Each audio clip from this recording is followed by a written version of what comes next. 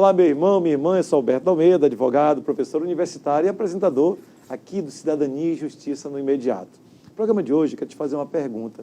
Você é o melhor amigo do seu filho? Bom, é sobre esse tema que nós vamos falar a partir de agora, aqui no Cidadania e Justiça.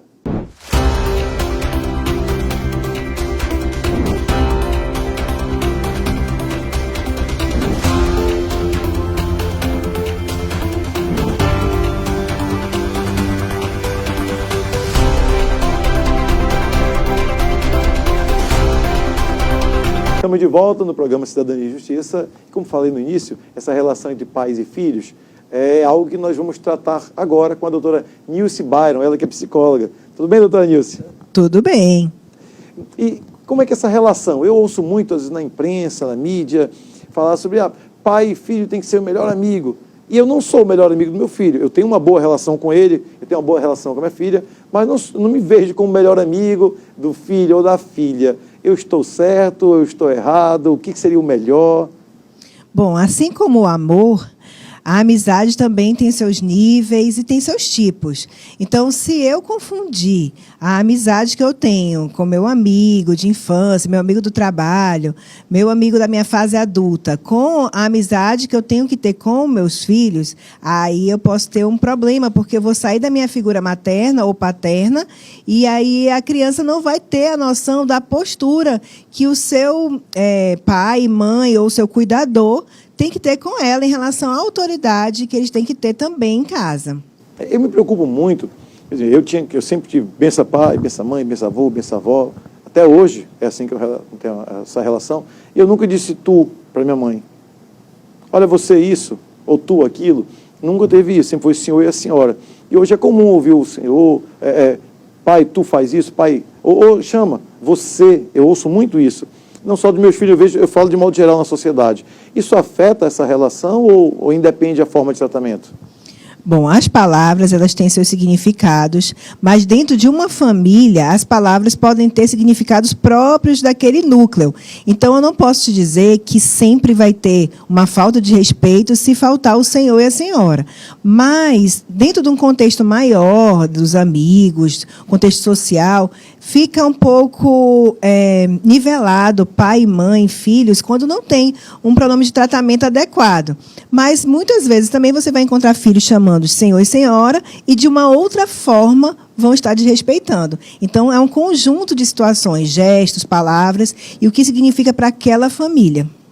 Nós vimos ainda há pouco, aqui no Imediato, no 190, a questão do crime.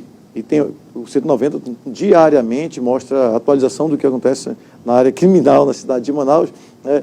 E eu me preocupo muitas vezes, essa questão do crime hoje, ela está relacionada ao tratamento do pai e da mãe, dessa proximidade ou o distanciamento do pai e da mãe com os filhos? Bom, eu acredito, baseado nos conceitos da psicologia, do superego, né? Superego é uma parte do nosso aparelho psíquico responsável pela censura. Então, essa parte do nosso aparelho psíquico é construída por meio das relações de autoridade com os pais, ou cuidadores, no caso de uma família em que há cuidadores. Então, se essa criação, se essa construção não for adequada, a pessoa na fase adulta, na adolescência, vai ter dificuldade de corresponder às expectativas das autoridades, sejam escolares, judiciais, policiais. Então, é necessário que, dentro da família, haja uma construção adequada desse superego, dessa censura. Interessante. E superego da faculdade, né? Nós fomos contemporâneos da faculdade, direito, eu sou formado em direito também, né? Então, a situação é interessante do crime, porque se fala muito, porque o policial tem que prender, o policial tem aquilo, e pouco se fala do pai daquela criança. Quer dizer, ninguém nasce criminoso, né? Você pode se tornar, aprender ou com os amigos, ou com a carência, ou com o afastamento. E nós estamos falando aqui daquele pai e mãe que convivem juntos. Pelo menos está parecendo a conversa. Mas aqueles pais, quando separam, pai e mãe separou, ou nunca conviveram, só tiveram uma pequena relação, e aí houve a gravidez, essa criança é criada e educada, porque também tem a diferença entre criação e educação, né? É uma criança que muitas vezes nem é educada, ela é criada com o vizinho, com os amigos, com a televisão. Ela tem tudo menos a presença do pai e da mãe. E como essa família pode, hoje, a pessoa que está nos assistindo, que vivencia isso, seja na sua própria casa, ou conhece pessoas que vivenciam isso. Dá para consertar? Bom, em primeiro lugar, né? Não existe só essa questão de pai e mãe. Nós trabalhamos com a questão da figura paterna e figura materna. Então, existem pessoas que vão ter figuras. Um avô, um padrinho, um irmão mais velho, às vezes até um padre, um pastor. Cada pessoa tem sua realidade. Traumas também todos temos. Se você disser que não tem traumas, você não está vivo. Porque, na verdade, todos nós não tivemos uma vida perfeita. Só que o que acontece? Eu não posso também justificar tudo que eu faço baseado nos meus traumas. Eu preciso me corrigir, me consertar, me conhecer. Várias coisas podem acontecer para que você não tenha uma vivência inadequada ou até criminosa. Então, eu não posso colocar culpa no trauma. Mas que há uma colaboração? Há, com certeza. E, assim, a construção desse superego não acontece só se o pai e a mãe estiver casado. Então, assim, por mais que os pais possam estar separados, essa construção vai existir. O pai não precisa deixar de ter a sua figura pelo fato de não morar na mesma casa. Então, essa construção vai acontecer. Porque quando a gente cresce, hoje eu não moro com meus pais, mas eles continuam tendo uma figura de importância para mim. Então, não precisa, muitas vezes, estar colado. A gente não precisa estar colado para estar junto, né? Tem uma música que diz assim. Então, basta que exista emoção, que exista o afeto. Então, essa construção não é tão fácil sem a convivência, mas ela pode acontecer. Mas agora o senhor falou algo interessante. Eu saí de casa, deixei meu pai e minha mãe, os dois estão lá, e a senhora foi construir sua família. Acredito que seja isso. Sim. Então, mas naquele caso, diferente, quando o pai e a mãe moram separados, né, e aquela criança, durante um período, esteve com os dois, tinha figura paterna e materna naquela mesma casa, mas um dos dois tem uma nova relação, e essa relação tem um padrasto ou uma madrasta. Sim. Até porque a palavra madrasta já é de um negócio, já algo negativo. Nesse caso, e eu, como advogado, estou vivenciando muitos casos com alienação parental. Quando essa madrasta ou esse padrasto, ou o pai e a mãe, começam a criticar.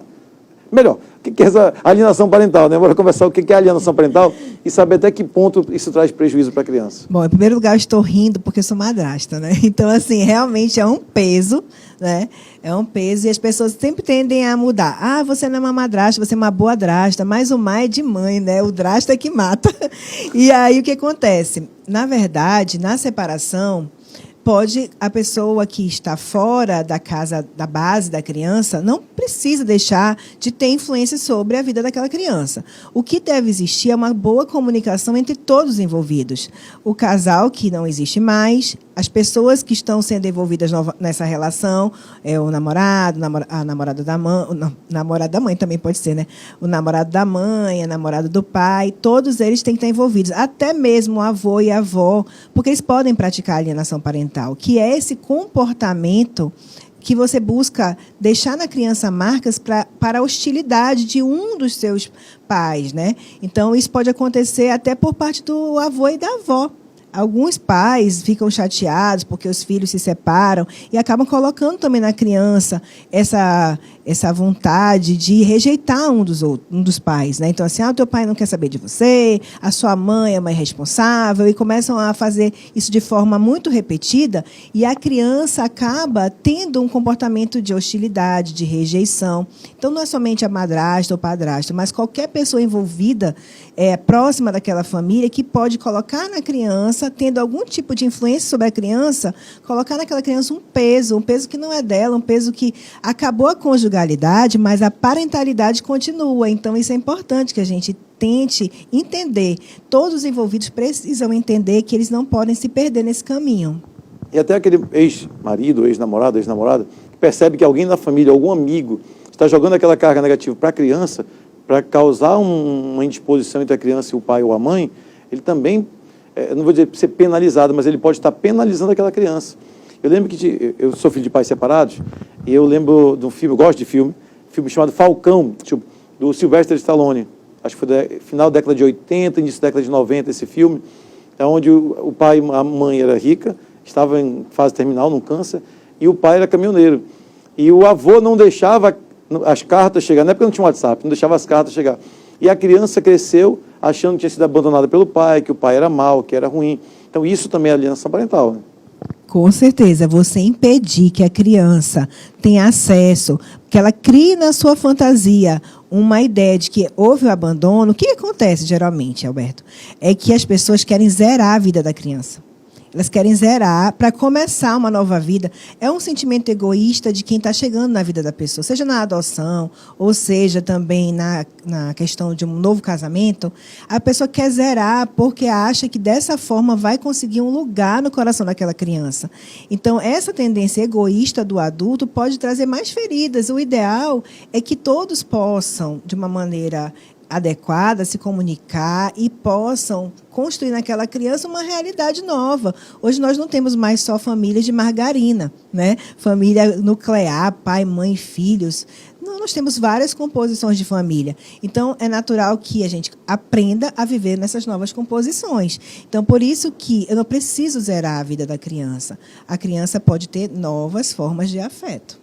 Hoje temos mais de 20 formas de família diferentes. Muitas, né? formas de família. São mais de 20 formas pelos estudos. Então, é interessante que no filme, quando o menino não tem contato com o pai, se tornam grandes amigos. Ou seja, fazer isso não vai melhorar. Vai só trazer uma dor agora, privar a criança do contato, seja com o pai ou com a mãe, durante muito tempo. E aí hoje o judiciário tem buscado não mais aquela guarda alternada, ou aquela guarda que passa um fim de semana com um e a semana com outro, mas hoje é guarda compartilhada. Então eu não posso pensar em uma guarda compartilhada se há esse tipo de agressão, porque é uma forma de agredir a criança, a alienação parental, né? Sim, eu lembro que eu sou professora de psicologia jurídica, né? Então, assim, eu lembro que antes da lei da guarda compartilhada era uma sugestão, né? Então, apresentava a guarda compartilhada como uma sugestão para as famílias, e aí era mais fácil você ver que família tinha condições de viver essa guarda compartilhada. Hoje a guarda compartilhada é a mais vivida, só que ela não é vivida muitas vezes, entende? Então é colocado como se fosse, só que as pessoas não têm condições emocionais de viver. Aí o que acontece? A mãe deixa o filho na escola na sexta, o pai já pega no final, porque não pode ter contato com essa mãe, porque não consegue se comunicar direito. A criança percebe. Desculpa, um caso que os dois se beijavam, namoravam, tinham uma relação sexual, mas depois, ou porque alguém teve uma relação extraconjugal, ou por qualquer outro motivo se separaram, e a pessoa que mais amou se torna a que mais odeia. Usar a palavra ódio, desculpa, é ruim, mas, enfim, mais odeia na vida. E aí a criança fica nessa briga. Sim. E acaba prejudicando, porque ela chega com toda uma forma de tratamento, que ela saiu de manhã para a escola, e na hora de pegar... Eu lembro que um dia, eu, ministrando aula, falando sobre dia de família, e um aluno começou a chorar, porque eu disse... Tem criança que não quer ver ou o pai ou a mãe no fim de semana, o medo da dor é tão grande, que a criança passa a semana toda com um. No caso era com a mãe. Ela passava o fim de semana com o pai, ela gostava, o menino gostava muito do pai. Só que ele passou a não querer mais ficar com o pai, porque ele sabia que domingo à noite ele ia se afastar do pai por mais uma semana. Então ele começou a chorar, não por não querer o pai, mas por amar muito o pai. Ele começou a ter um contato grande com o pai. E aí um aluno começou a chorar. Aí eu mudei o foco da aula, depois veio conversar comigo. Eu estou passando por isso. Eu e meu filho nos amamos muito, mas eu não consigo falar com ele. Só a cada 15 dias eu tenho um fim de semana. E o meu filho chora quando me vê, e não está chegando... Almoçou domingo, ele já começa a ficar triste. Porque às 17 horas ele tinha que pegar a criança e levar para a mãe, e aí acabou o contato com o filho novamente. Ser professor de direito de família, psicologia jurídica, é quase um caso de família, né? Você começa a falar e você fica pensando assim, olha, qualquer semelhança é mera coincidência. Porque todos nós temos histórias de vida. E vou te contar uma outra história positiva de sala de aula. Eu estava dando aulas, ministrando, meu pai fala, ministrando aula de psicologia jurídica, e utilizando um texto de guarda compartilhada. E o meu aluno estava se separando. Ele levou o texto para a mulher, né, que ele estava separando. E graças àquele texto, né, existe a psicoeducação, né? Então aquilo ali gerou neles e nem tinha lei ainda. Gerou neles a vontade de viver a guarda compartilhada, porque ambos amavam muito a filha. Então, foi uma história positiva.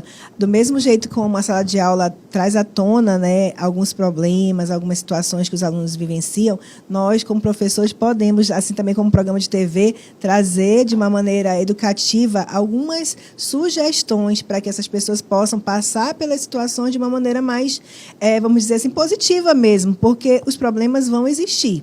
as separações, as relações desajustadas, mas nós precisamos saber passar por tudo isso. Então, a sala de aula é um bom instrumento, um programa é um bom instrumento, basta que você busque esse conhecimento.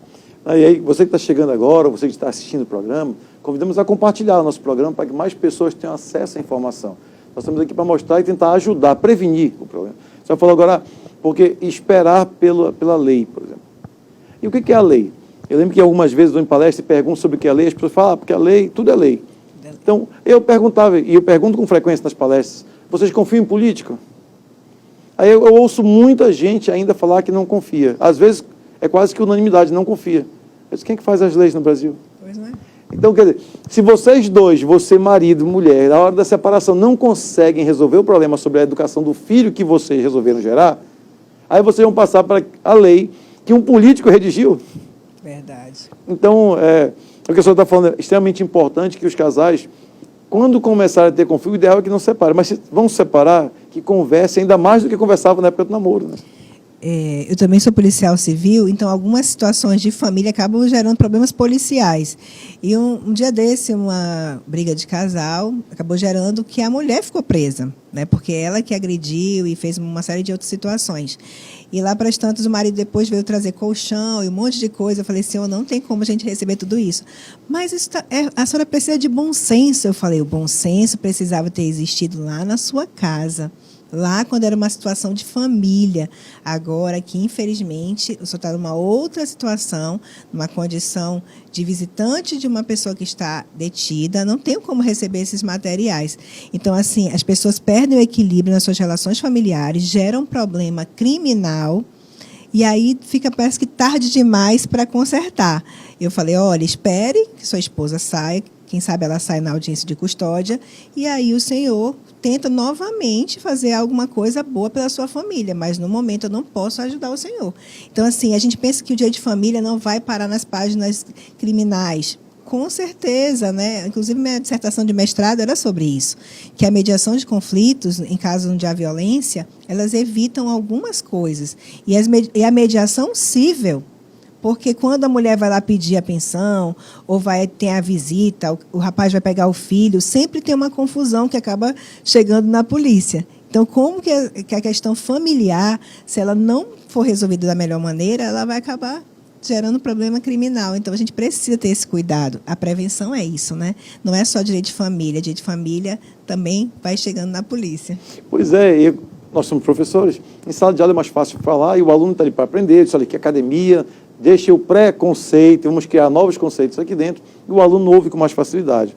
Mas quando eu falo que quem mais sofre nos casos de violência doméstica e familiar, muitas vezes é o agressor, porque ele sofre, o marido ou ex-marido que bate na mulher, depois o sofrimento dele, não é só quando vai preso, não estou nem falando em cárcere, o sofrimento dele, porque ele está agredindo a pessoa que ama. Da mesma forma a mulher, porque se não amasse, se não tivesse sentimento, não tinha agressão. Se eu não tenho nada contigo, não gosto de ti, eu me afasto. Se eu estou ali aperreando, querendo brigar, é porque tem alguma coisa que ainda vincula os dois. Então, ali o sofrimento ele é grande, os dois. O agressor, mas também, claro, o agredido ele sofre, mas o agressor também sofre. É um problema que daria para nós termos um programa, que a senhora já está convidada a participar novamente conosco, sobre debate, sobre essa questão também de marido e mulher após a ruptura desse, não vou dizer do amor, porque o amor parece que não existe, não teria briga, mas pós essa união dos dois. Nós trabalhamos juntos na comissão, né? Lá na Assembleia. E o que acontece? A própria lei já também prevê essa questão de tratar o agressor. Porque a psicologia diz que o amor e o ódio andam juntos. A gente não está aqui justificando violência, antes que as pessoas possam pensar errado, né? Não é questão de justificativa de violência. Mas acontece que a violência retrata um desajuste emocional, algo que está mal organizado dentro de cada um. Então, por esse motivo que é importante o autoconhecimento e usar esse autoconhecimento também como uma forma de prevenção. Inclusive, lá no mestrado, quase não me aceitavam, porque achavam que eu estava querendo reconciliar pessoas que tinham sofrido a violência. E, na verdade, estava falando de prevenção de novos episódios de violência. Quem trabalha com prevenção sempre acredita na prevenção secundária. Então, eu acredito que é necessário, sim, esse novo debate. Se você quiser me convidar, estarei aqui, com certeza. Está convidada.